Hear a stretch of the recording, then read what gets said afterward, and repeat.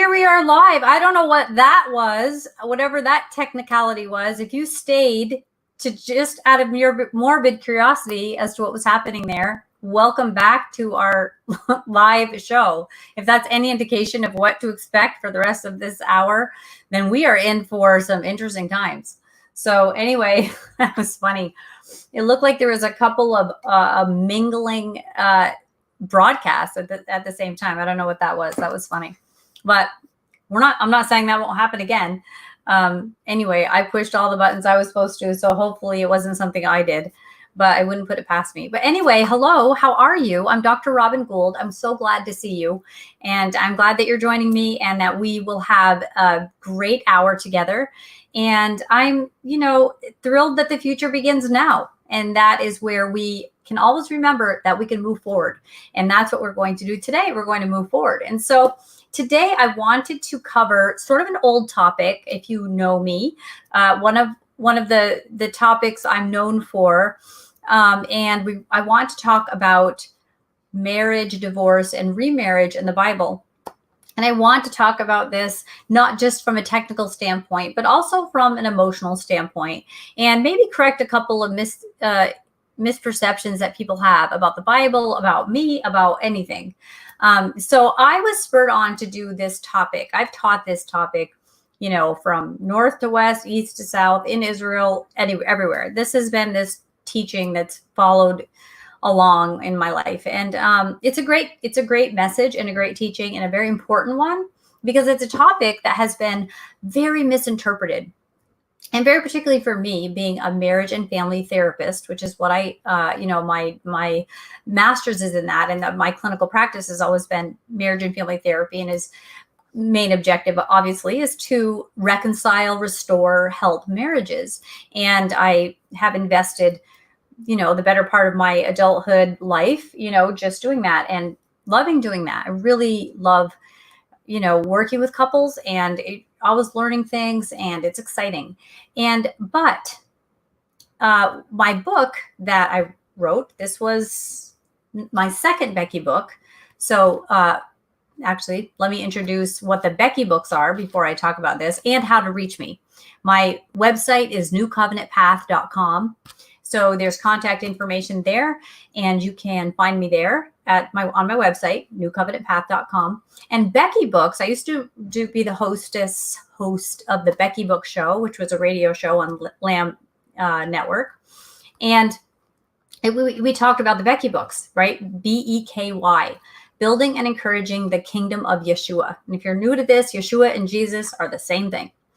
And so anyway, the second book I wrote is actually the thickest book so far to date of my Becky books. It's called Divorce and Remarriage in the Bible. So this book, very inexpensive, not very long, and it's available on Amazon.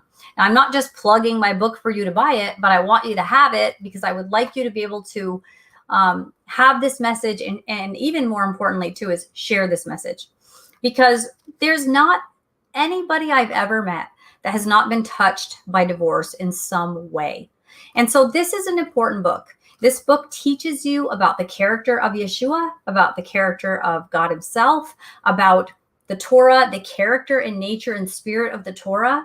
And it also is a great lesson on how we have misunderstood the Bible for so long, and how in many ways when we misunderstand the Bible, when we take an Eastern document and template it on a Western cultural lens interpretation, we're missing a million things. And there's a lot of reasons why the Bible is misinterpreted. Sometimes just language issues, just plain old unintentional, lost in translation language issues.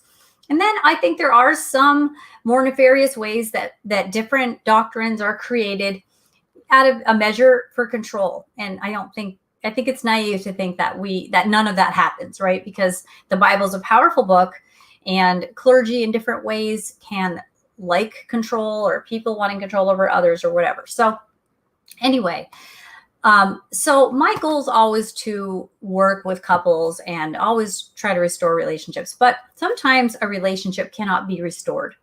And so that was the reason for this book. was because I was encountering people that were of the persuasion taught by their churches and their mentors that if once you're married, if you ever get divorced, you are committing adultery if you ever get remarried.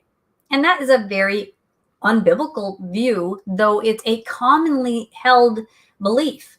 And so I am not sharing my opinion on this. If I'm ever sharing my opinion when we're together here, I will tell you, this is Robin's opinion.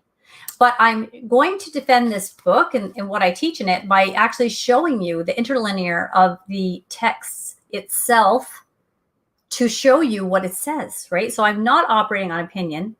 I'm operating in fact. And so we're just going to dig into this. And actually, I'm going to turn the chat on. And I do apologize about that intro. I don't know what that was. But you know what? I'm glad it happened now, because now I can actually say, hey, I've had a major glitch. I don't know what that was. And anyway, so here we go. See my light ring? I try not to wear my glasses. You know how I have that issue. Okay, so let's talk about this book. I want to talk about divorce and remarriage. So yes, you've heard if you are married and then you get divorced, you can never get remarried. Okay, let's address that. Let's talk. Let's just talk about this. Let's start by looking at, actually, let me start. Where will I start? I'm actually looking at my book here. And okay, let's just start with covenants in general. That's actually how the book starts. It actually has a intro and talks about the Code of Hammurabi, which was the first written down law code, and what that embodied, which would have been the law of the land, which would have been the understanding, the generic understanding. So example of that in today's day and age would be like if you were driving down the road and you saw a stop sign. It didn't say STOP on it, but it was red, octagon, whatever the shape is, and had a white trim, and it was a sign, and it was at a corner. You wouldn't even notice it didn't say stop. You would just know that it was a stop sign, right? You assume it would, because it would just generically represent the image you know of a stop sign. Well, same thing for the law of the land of the day. What was the understanding of the audience to whom these words are spoken? So that would be the most important thing that we would always understand about the Bible. To whom do they speak, right? Because the Bible is for you, but not necessarily written to you specifically in that context. So context is everything when it comes to the Bible. And of course, principle can be drawn and emulated and generically applied and all of that. And that's an important thing too, that we understand the spirit of the Torah. It sets the laws, and we do what we can do in a modern day and age. And I'm in the United States of America, so I'm not living in Israel. When I go to Israel, it's a very different experience. Anyway, that's just something that we remember, that there is a contextual aspect to understanding the Torah.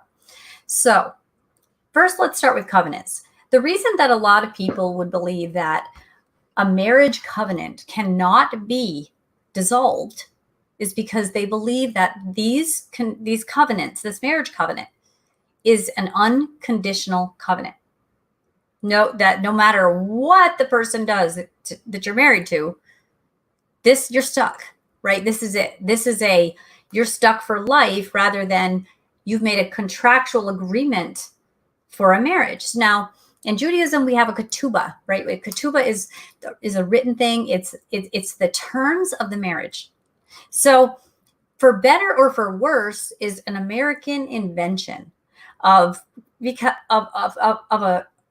a set of vows, but define worse. We don't even define worse. And it's important that we define worse, because our ketubah and our arrangement is that we want to marry people with compatibility factors so that we can have a successful marriage. And this is where premarital counseling could come in very handy if people would do it properly. And a lot of people do. They seek for compatibility factors, because the point of marriage is companionship. It's love, and it's utility. It's children, it's godly seed, it's inheritance, it's legacy, it's your household. It's a way to manifest the gospel in people and in the model of a man and a woman. And these are really important features of marriage to remember the point of marriage. And so it's not a death sentence to a person that's not a contributing participant in any, way that makes marriage functional and useful and kingdom building. It's meant to be a better way to live, a way that manifests the gospel and builds the kingdom. So we have a lot of work to do to understand that. And so we're going to spend this hour talking about a few of the features. And I might take this a little bit in a couple angles different, because I know a lot of people who watch me and are probably here today watching, they've heard this. And maybe you haven't.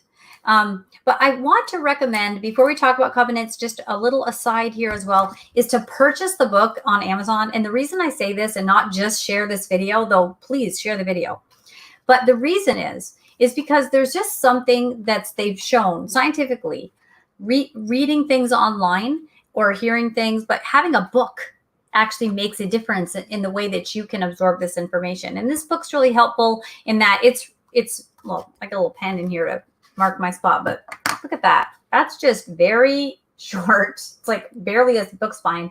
It's a very short, it's not long at all, but you can highlight, make marks in it, things to remember, and you can share it with your friends. So it's just like $6 or $7. I mean, it's really cheap, and you can share this with people that need it. And I can't tell you, I mean, I know people, they buy one copy and 10 people read it. So, and that's fine with me. I mean, I didn't create this book to be a millionaire. I created this book because I felt like it was sorely needed. And I do have my own spin on how I see this as a necessary message, not just to free women and men that are divorced, as the Bible's already freed them. I'm not freeing them. I'm just helping them understand their freedom.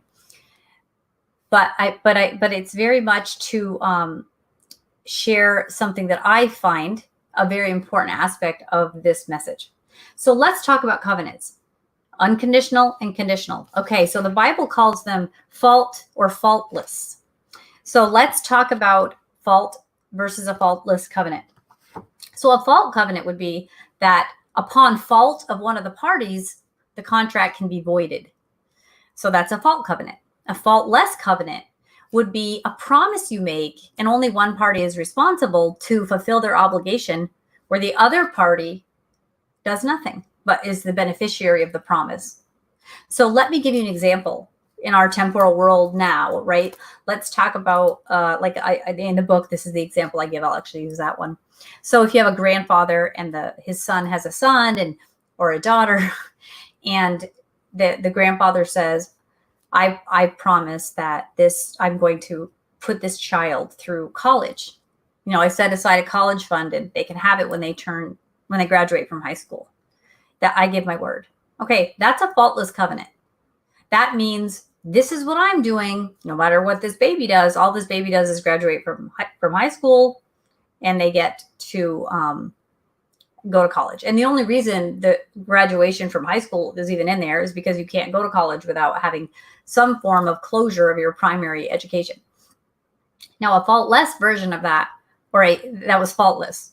A fault version of this would be like, son, you have this beautiful son or daughter, and as long as they never get in trouble with the law, they will have a free college education, because this will be set aside for them. But if they ever deal with law enforcement because they have done something significant enough to involve law enforcement, and maybe they would define the terms of what that means, then they don't get this. But as long as they stay clean, they'll get a college education. Oops, I guess I didn't shut my phone off.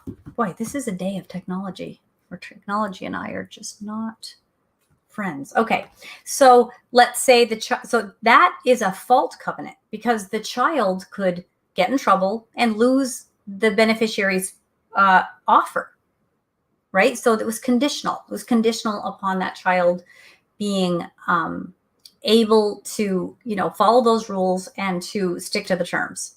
So let's look and share screen here. And I hope my share screen's working. I'm wondering. here we go. Let's see. Share. Okay. Share my screen. Okay. This is a faultless covenant. Our example is in Genesis 9:12 through 17.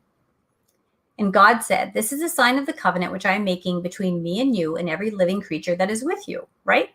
So this is where he says he will never again flood the earth, ever. And he's going to act upon this when he sees his bow in the sky. That's his own promise for his own purposes. He wanted to do that no matter what mankind did, and mankind did a lot. Let's just be real. This was a faultless covenant. Now, let's look at a fault covenant. Let's go here. Okay, so here's a fault covenant. This is where Moses goes up to God and the Lord calls from the mountain and he says, "This is what you are to tell the house of Jacob and explain to the sons of Israel."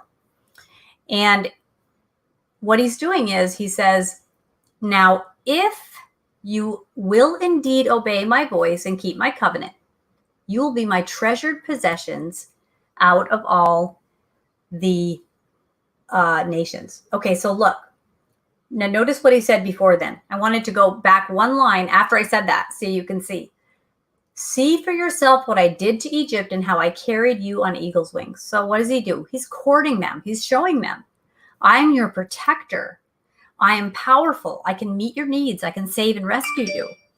And I don't know why I can't shut. Boy, goodness, this is an interesting day. So these are the words to speak to the Israelites. So really this is their marriage, right? But it was, if you obey, then you become this special nation, my treasured possession, right? Really, it's like a bride. And they said, "We will do everything the Lord has spoken." Okay, so we got that? All right. Fault covenant and a faultless covenant. Very clearly, we see that. Okay. So let's get into something really important I'm going to share. The first thing we have to learn is something very important that God teaches us about marriage. It's in the Torah. It's in Deuteronomy. I'm going to share the screen again. We're going to look at that. We're going to get into this, okay? We're going to stop with our distractions here. Deuteronomy 24:1 through 4. "If a man marries a woman, but she becomes displeasing to him because he finds some indecency in her, he may write her a certificate of divorce, hand it to her, and send her away from his house. If, after leaving his house, she goes and becomes another man's wife, and the second man hates her, writes her a certificate of divorce, hands it to her, and sends her away from his house, or if he dies, then the husband who divorced her first may not remarry after she has been defiled, for that is an abomination to the Lord." Okay, now let's stop screen here. Talk about this. Okay. One of the things that people say to me so often is this is what they say. Why would that be a law? The law of the husband, we call it. Because we're trying to understand there's a law involving the husband, right?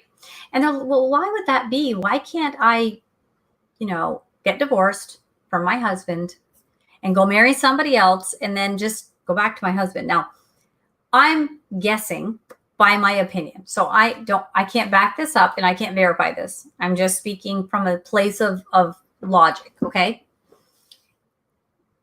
There's a couple of reasons I believe that this is in play. I think one of the reasons is that divorce is a very serious thing. Marriage is a very serious thing. When we get married, this should not be taken lightly. And when we get divorced, this should not be taken lightly.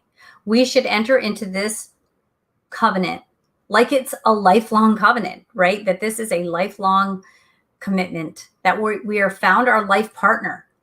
And whether or not you have children, it's designed to be you're a family. Even if you're just a couple, I know a lot of people, they couldn't or didn't have children. They're a family. They're a couple. They're a family. But you have children, right? And they have your name. It is not the design for that household to be broken apart, which is why we work so hard to repair damaged relationships.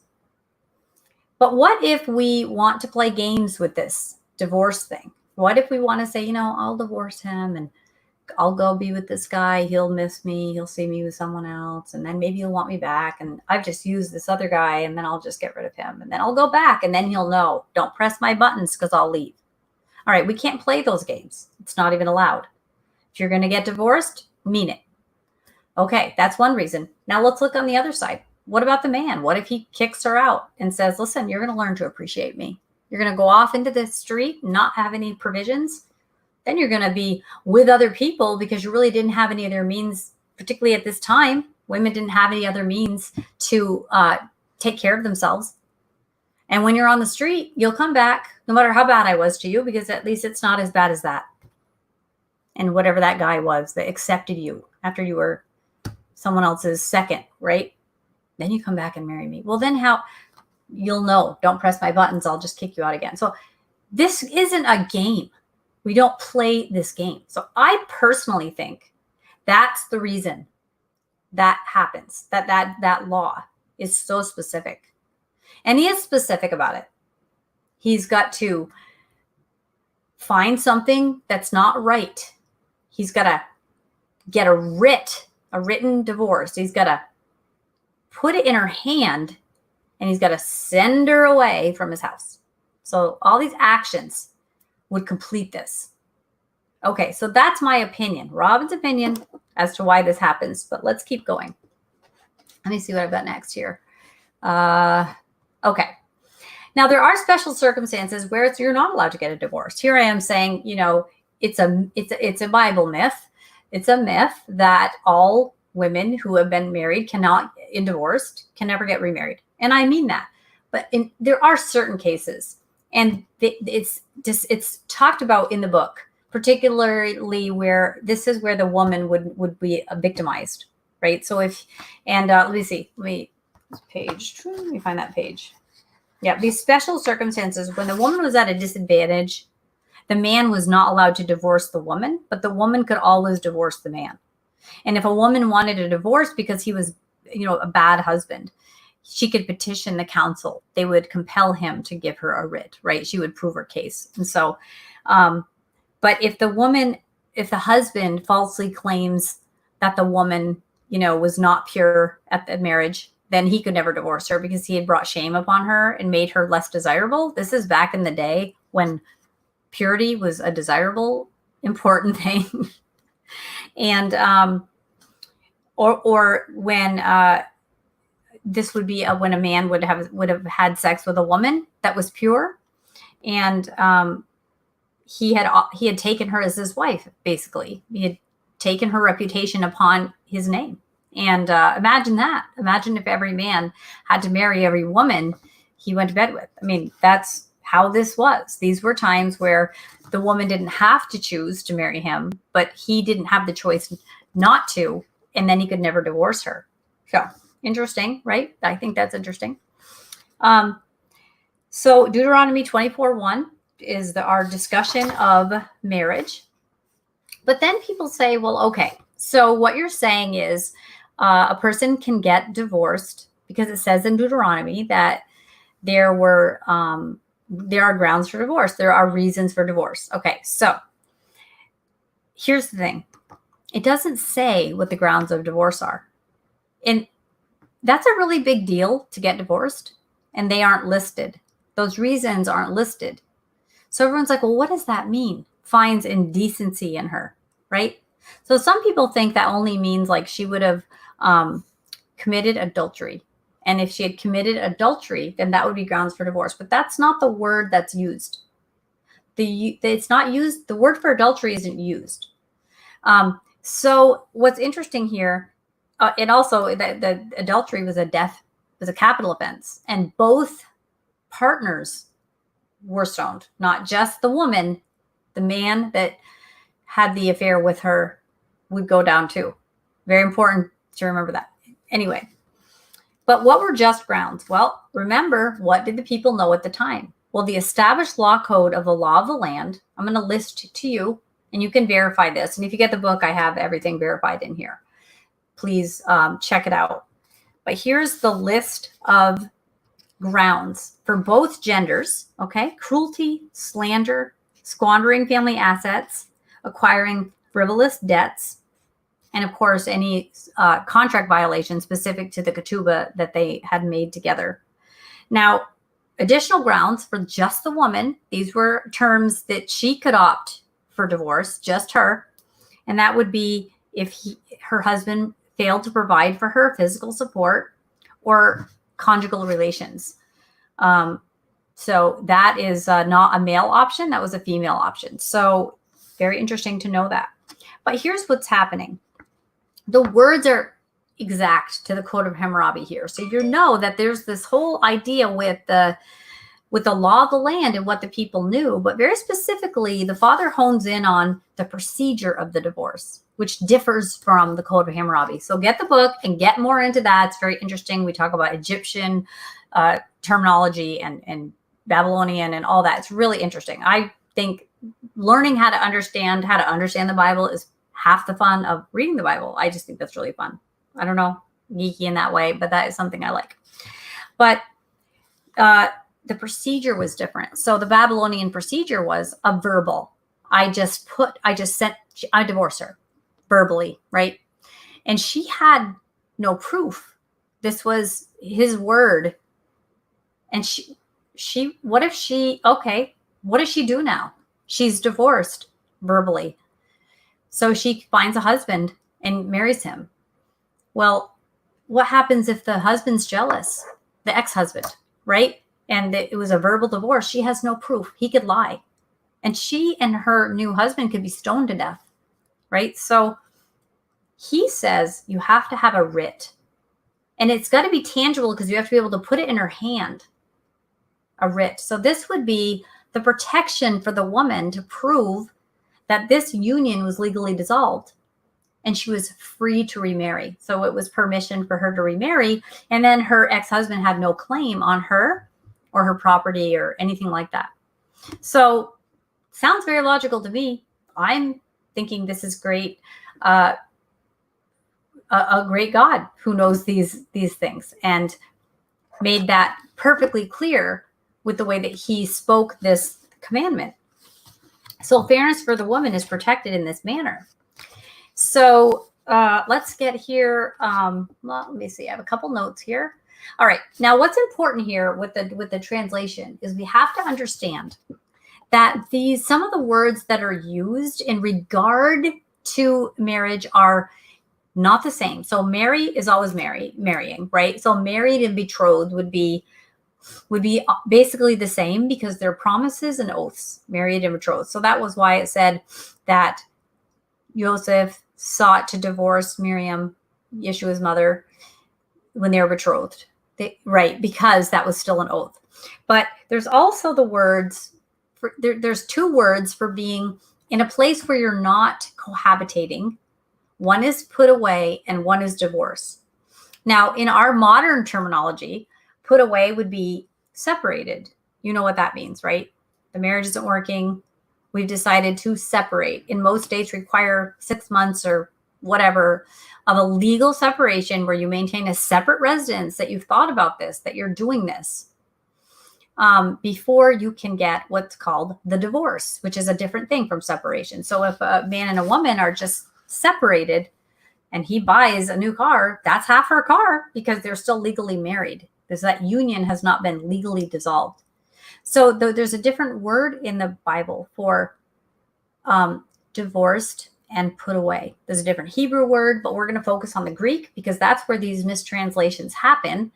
A little bit in Malachi, which we'll talk about, but let's in the Hebrew. But here, let's look at this. I'm going to show you the words. We're going to share screen for a minute here. And here we go. You ready? So marry, put away, and divorce. So the word put away in the Greek in its main form is apoluo. Divorced is apostation. And you've seen that word in other areas, and it means finality, right? It's final.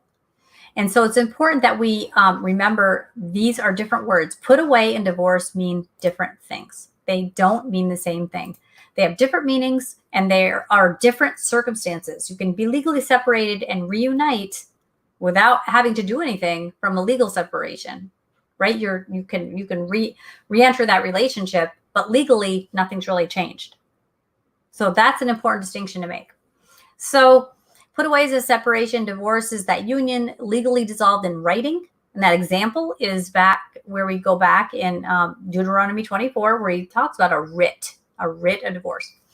Now, based on these three words, married, put away, or divorced, you're in two categories. You're either bound or you're loosed. So if you're married or engaged, or married or betrothed, you're bound. If you're divorced or widowed, you're loosed. So a legally dissolved union, you're loosed, or if they die, you're loosed. If you're engaged in this to this audience, that was considered a marriage because it was a promise. So they were still bound. And then there was the put away, which is the actual marriage, which is, forgive me, the actual married, where you're actually bound by a legal marriage. Okay, there we go. Goodness. We're going to have some fun today. Okay. All right. So now let's look, because what has happened is that a word. Now, I want to warn you here. I don't know if you're a big fan of Strong's and you're using Strong's as your interlinear. I'm going to tell you something. Looking up words, Strong's has this wrong. You need to go a step further to gain accuracy. Then you're going to find this in Strong's. So this might confuse you. There's a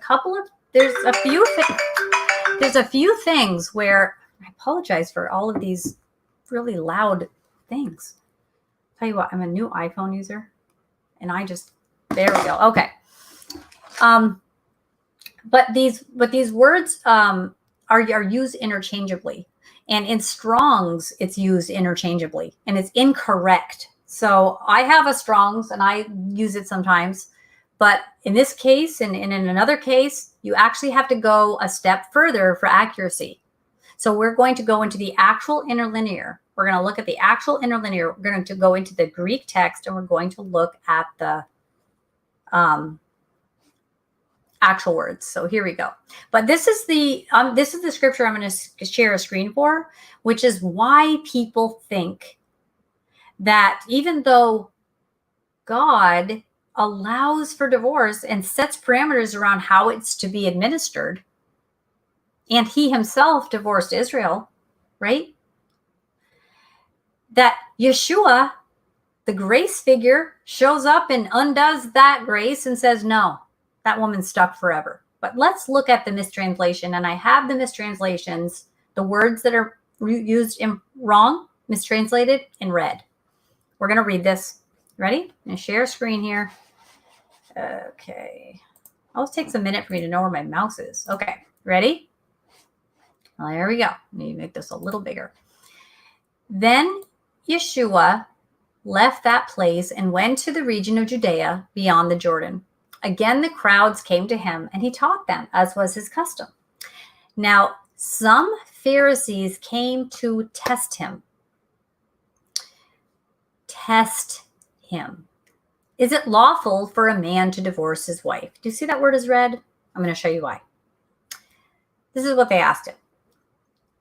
What does Yeshua say? What did Moses command of you? And they answered him. Well, Moses permits a man to write his wife a certificate of divorce and send her away. So they answered correctly what the Torah says. Moses is like an idiom for the Torah. So they answered him correctly. The Torah says the man provides his wife a writ of divorce and sends her away. But Jesus said to them, and that word, the but, is not there. And Jesus says to them, Moses wrote this commandment to you. The Torah has this because of your hardness of heart. But from the beginning, God made them male and female. And for this reason, a man will leave his father and mother and be united to his wife, and the two will become one flesh. So when you get married, you are one flesh. Not before you're married, when you're married, right? They are no longer two, but one flesh. Therefore, what God has joined together, let no man separate. So when you're married, let no man jump in there and try to ruin that. When they were back inside the house, the disciples asked Yeshua about this matter, and he says to them, Here we got the red again. Whoever divorces his wife and marries another woman commits adultery against her. And if a woman divorces her husband and marries another man, she commits adultery. Well, you could see why people would not get that.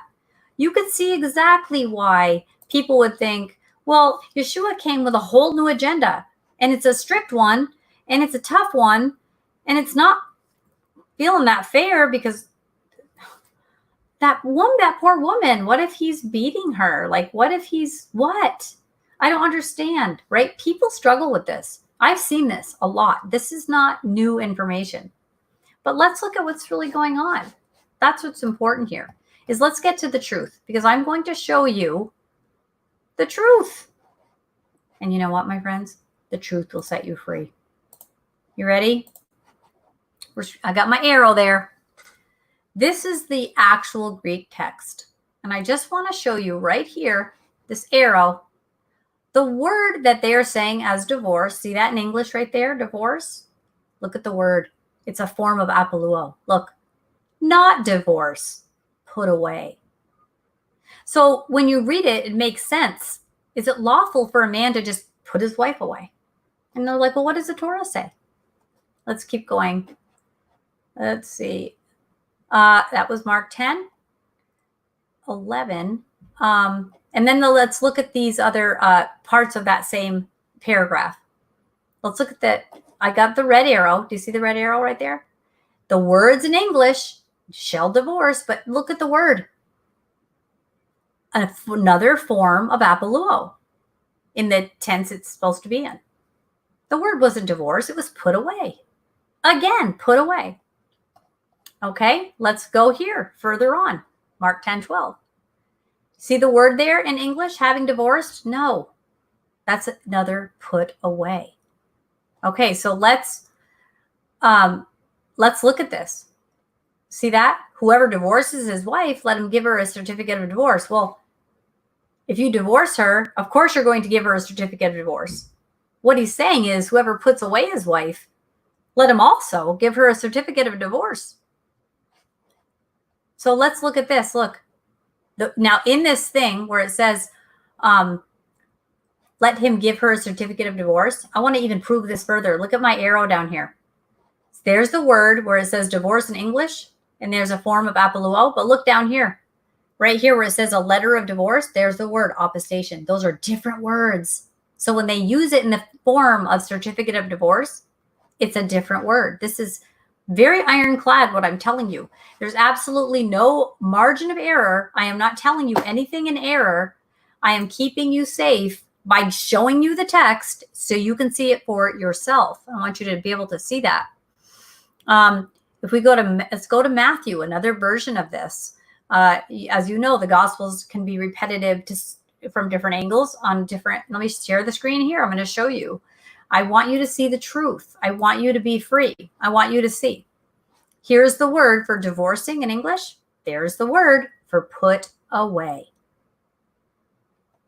So this is even wrong in Strong's, even in that a lot of people call that their gold standard. It's really, in a lot of ways, a great resource, but it's not a gold standard, not for that.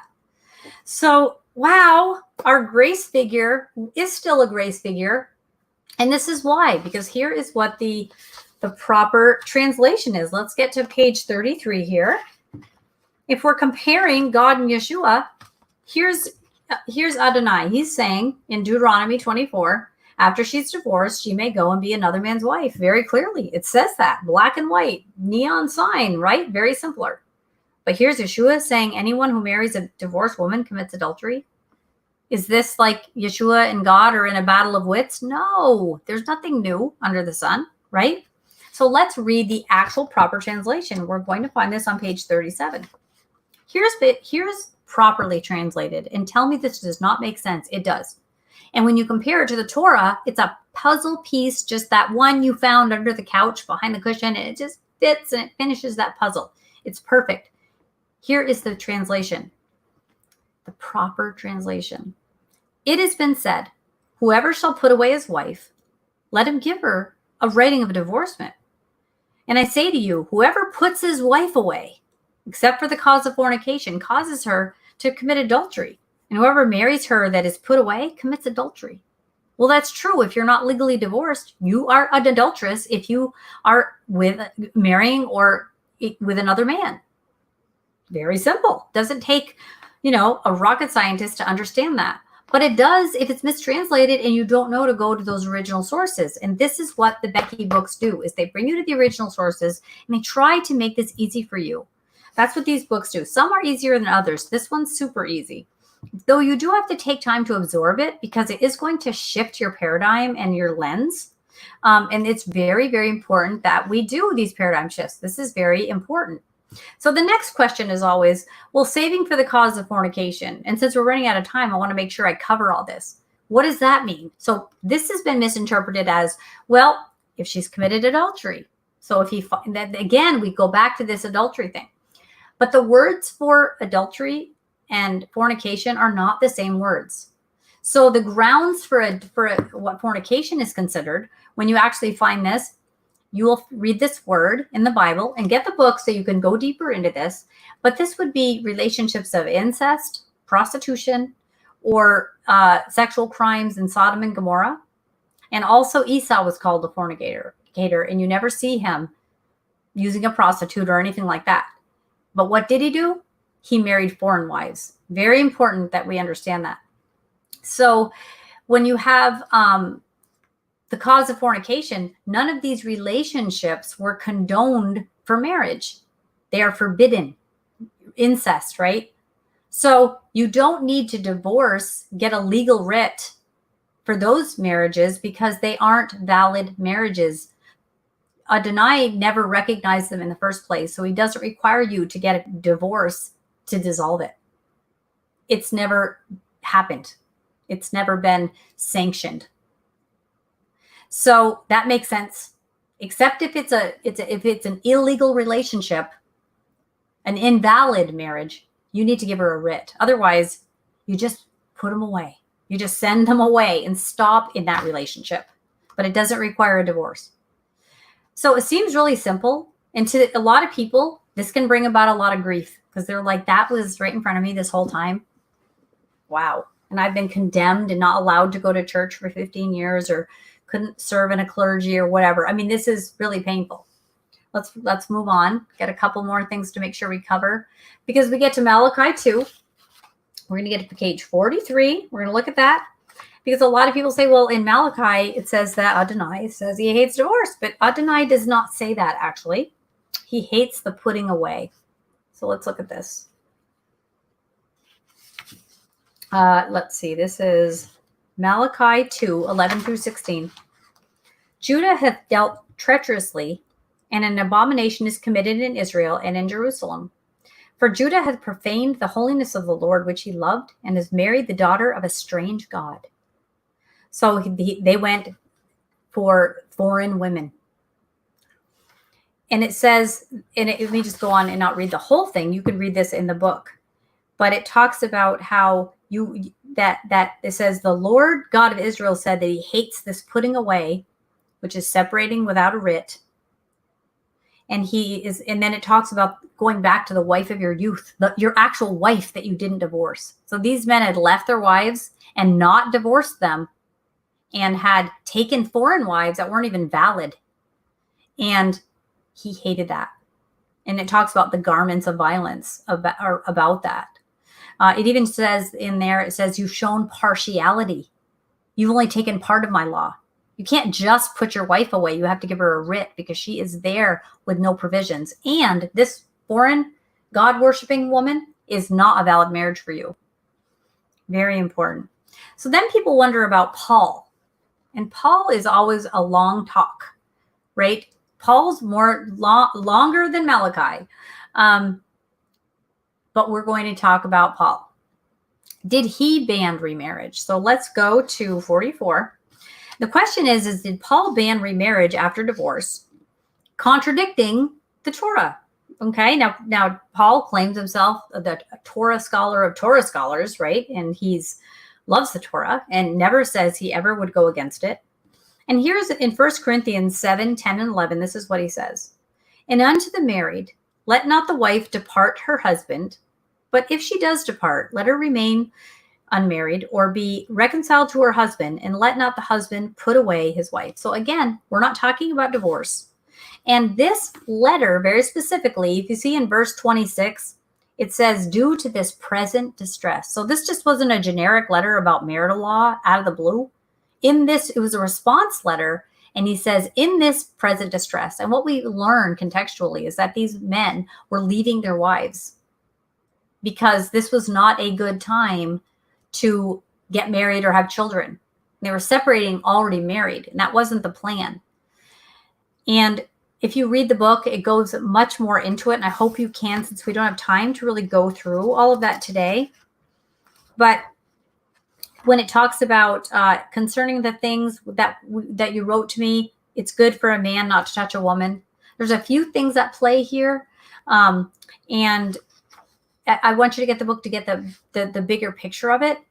But what he was saying is that in 1 Corinthians 7:27, he's summing this up and he says, art thou bound by law to a wife? Seek not to be loosed from the bonds of marriage. Are you loosed from a wife? Seek not a wife during this present distress. But if you do marry, you have not sinned. And if a virgin marries, she's not sinned. So it's not a sin to get married, but this might not be the best time to do it. So it's very simple. So who is the one that's loosed? Those divorced or widowed, or the virgin who's never been married at all. And so simply and plainly, Paul is declaring exactly what the Torah already stated. He's not saying anything outside of the Torah. Let's see here. We're going to skip here to Romans, because then we're all of a sudden getting into Romans. I really want you to get the book for this to really grasp this part, because it's so important. I really want you to read the whole book to get this. It's not a long book, but as Paul is talking in Romans about the law, all of a sudden he just starts out of the blue talking about marriage. And this is what he says. Let me get here. Okay, here we are. Romans 7:1-3. The law has dominion over a man as long as he lives. For the woman, which has a husband, is bound by the law of her husband so long as he lives. But if the husband's dead, she is loosed from the law of her husband. So then if while her husband lives, she be married to another man, she be called an adulteress. But if her husband's dead, she is free from that law. So that she is not an adulteress, though she be married to another man. So a lot of people think, well, you're married until he dies, and then you're free to remarry. But after divorce, that doesn't completely sever the union, which contradicts the Bible. So we have to understand, Paul is talking to a specific audience. And the first line of that sentence, I left out because I want to make this point. That might be the lens that you understood that, but this is what he says. I speak to those that know the law. Well, there's something in the law about marriage in Deuteronomy, you need to know to understand the point that Paul is making. So if you know the law, you're going to know, because he's quoting Deuteronomy. He's very specifically quoting when he says the law has dominion over a man as long as he lives. But if the man dies, right? Remember it says that in Deuteronomy? Let's see. Let me read it again to you. For a woman which has a husband is bound to the law of her husband as long as he lives. Okay, let me make this easier. Let's just look at the points from Deuteronomy. These are the points. If the husband wants to divorce his wife, he must send her away with a written bill of divorcement. Term number 1. Number 2, she's free to remarry. Number 3, if she does remarry and becomes divorced from her latter husband, the former husband may not marry her. That's the law of the husband. So as they divorce, this new contract of prohibition is invoked between them forever. They can't ever get remarried. That's a contract. Prohibition of remarriage is a contract. That writ of divorce stands in the way. And that's why he is quoting Deuteronomy 24 very specifically. Follow me here. This writ of divorce stood against them. And so by extension, this prohibition of remarrying them is a new contract. The law of the husband prevents them from ever reuniting. So Paul's not mentioning this even in the context of divorce at all. What he's talking about is something bigger. He's talking about himself. Because the mystery of the ages was, how is Adonai going to remarry Israel he says he will in Jeremiah 3:1. Read it in the book. He said he's going to remarry her, but how? Without breaking his own law. So nobody could even ever know that. They never knew this. This was the mystery. And so how can Adonai take back the bride he sent away in divorce without breaking his own law, which he would never do? He would never break his own law. So being the question of the ages, they first had to be released from the law of the husband. So when it says in Romans, released under law, from the law, not the whole law.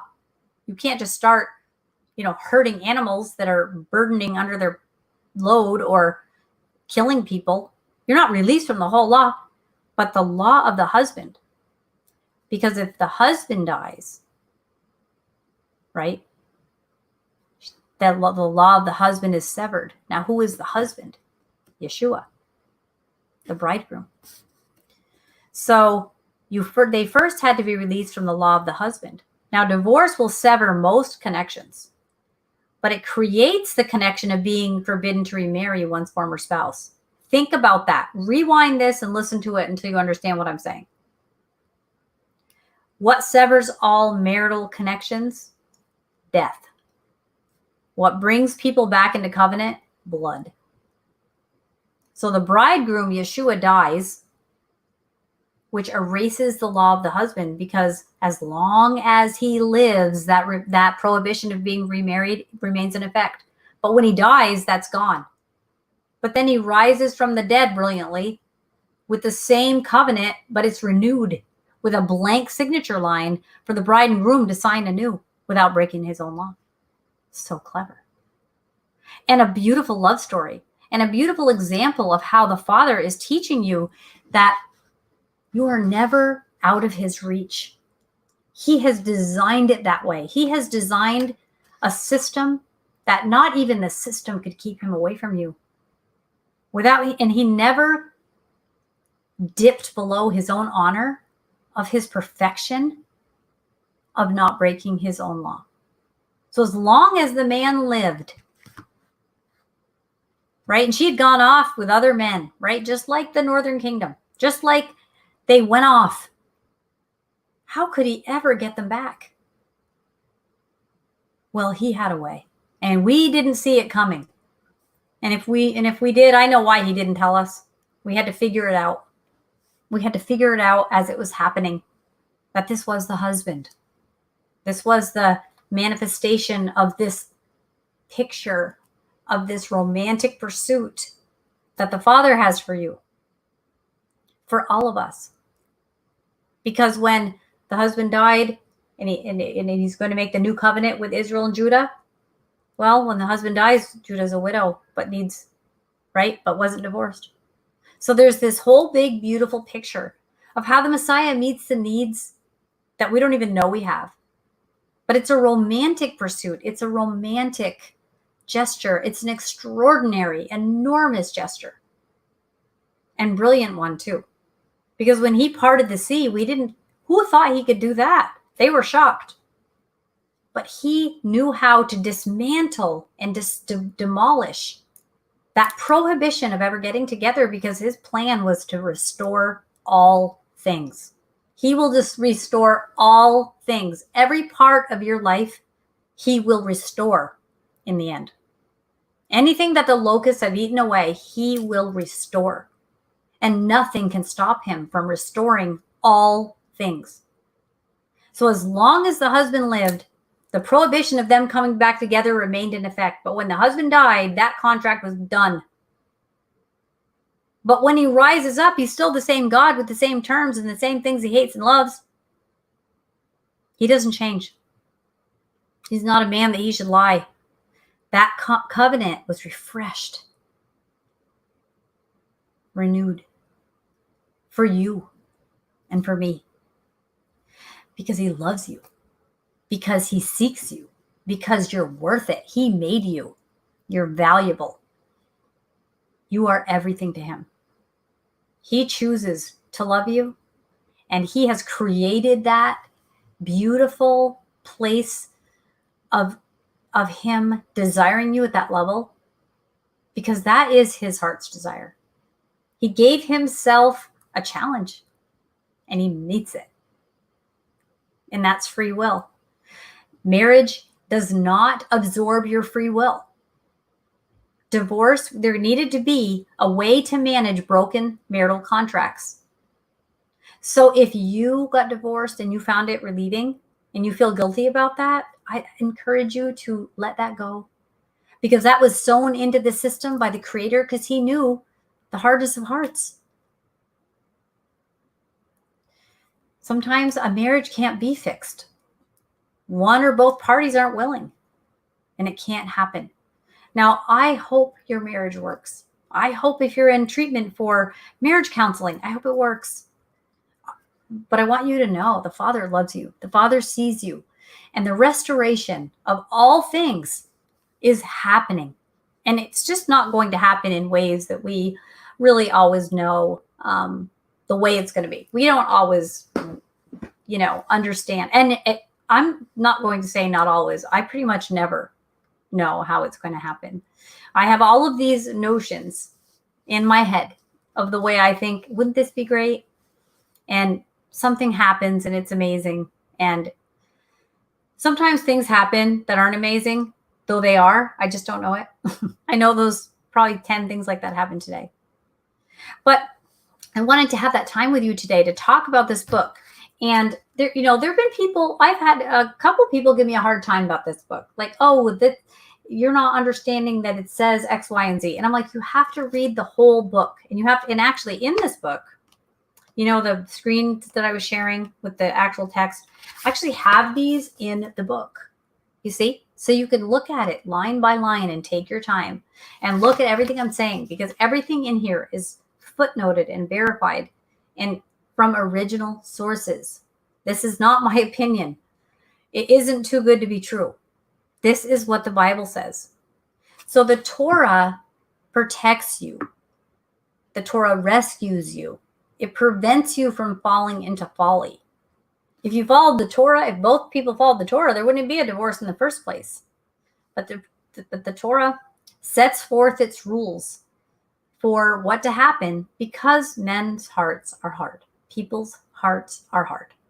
So that's my book, Marriage and Divorce in the Bible, or it's called Divorce and Remarriage in the Bible. You can just look it up on Amazon. Just type in my name, Robin Gould, or Becky Books. You're going to see a lot of them there. They're really, really good books. And all of the people who wrote them are my friends.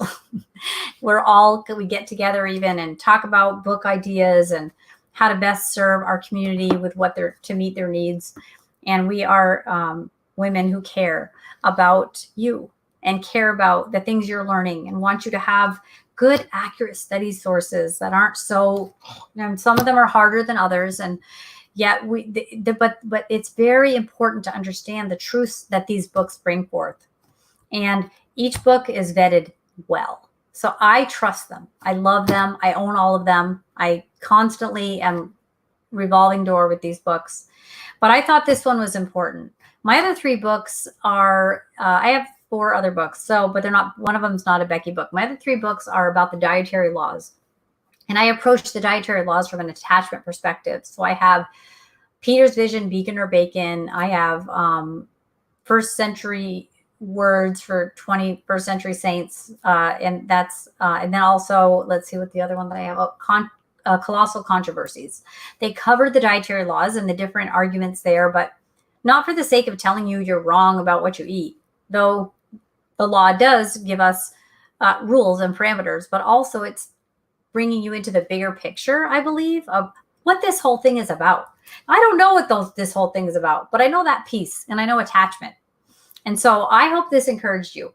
Then I have a children's book called The Forgiveness Tarts, which was actually designed to be sort of a holiday classic for Torah keepers, because we have Sukkot, we have Pesach, we have different Shavuot, just different times. Sometimes it's fun to pull out a book that's designed for adults and kids and share, a positive, uplifting story. So I encourage you to go to Amazon and check those out. I think to find the forgiveness charts, you have to type in my name and look a little harder. I don't know why it wasn't popping up for somebody that recently, and I looked and it wasn't popping up for me, and then I typed it in again and it popped up. So you might need to do a little digging. It's worth it. But check out the Becky books, BEKY, Building and Encouraging the Kingdom of Yeshua. Check out my divorce book and let me know what you have to say about it. Let me know what you think, and I'd love to hear from you. So in the meantime, as I'm going to set up my exit here, which always takes me a minute because I have to read my directions, I have to talk to you while I'm like, oh, yes, here we go. This is what I'm doing. Okay, so apologize about the beginning little technical bubble there that popped and we all flew out, but we'll continue to work on that. But it was really nice to chat with you today. Always remember that the future begins now. It's always a time to move forward. So let's keep going. We can do this. We can do this together. So I look forward to seeing you next week. Bye-bye. We are richly blessed to bring you what we believe is the fullest, most diverse, yet up-to-date progressive teachings, discussion, and prayer programming you can find anywhere on this planet. Be sure to take the tour of the MessianicLambRadio.com website. I'm Susan Hoogie, thanking you for joining us on the Messianic Lamb Video Network.